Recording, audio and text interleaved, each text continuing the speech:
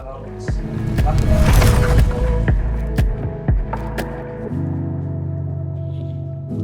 Thank you so much for your valuable words and your valuable insights. Your words, the acronym especially WIRED, will definitely have a huge impact in our lives. Okay. So now let us start with an interactive Q&A session. Sure. As we know, we are living in a time where faith is constantly being tested, not just by hardship, but by information overload, moral complexity, and cultural pressure. Now we have questions about faith, salvation, relationships, eternity, scripture, and what it means to truly follow Christ today. Let's begin with what often goes unseen, the inner spiritual life. Before we talk about ethics, culture, technology, we have to ask what's happening in the heart, especially when faith feels dry, confusing, or uncertain. Okay. So, firstly, how can someone recognize spiritual dryness and what are practical ways to overcome it? All right. If someone recognizes spiritual dryness, they're in a good place. They've identified a problem. All right. But if you're in a state where you don't know what's wrong, you think all is okay, uh, a good way to kind of, oh no, I think I'll come back at that one. Can you please repeat that question for me? Yeah. All right, no problem. How can someone recognize spiritual dryness Okay. and what are practical ways to overcome it? Okay. I think one way to recognize spiritual dryness would be when you have good friends. All right. Especially if you have believing friends, they will be honest with you. They may kind of point out saying, hey, what's up? You're not looking so good. Is everything okay?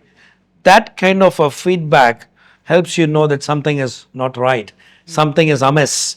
And then you can probably take it to maybe talking with them, try and pinpoint the issue.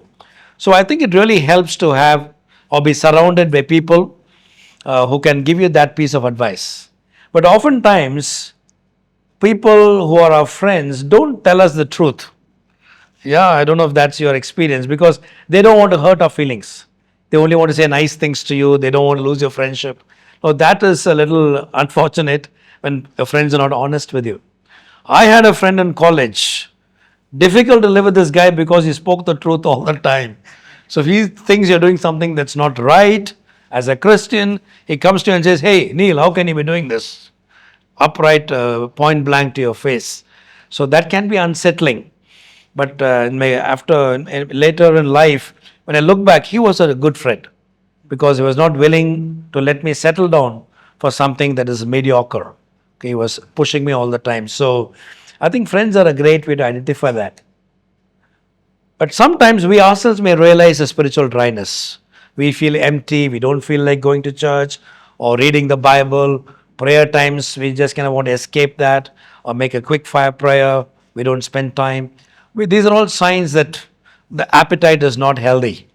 So my advice would be to ask God to help. You know, the God of the Bible is a personal God. He listens to prayer, He talks to us. He basically talks to us through the Bible. So we can always go back and tell Him, God, I feel very dry about this. To me, it feels like spirituality is a wilderness experience. I'm not excited. I don't feel fertile in my heart. I feel empty. When I see other people praising and worshiping you, I find that meaningless. Let's make all of these observations to God Himself, asking for God's help. And Jesus said, he who believes in me, out of his life would flow rivers of living water. So God gives us a life where the cup is overflowing. And I think that would be the opposite of spiritual dryness.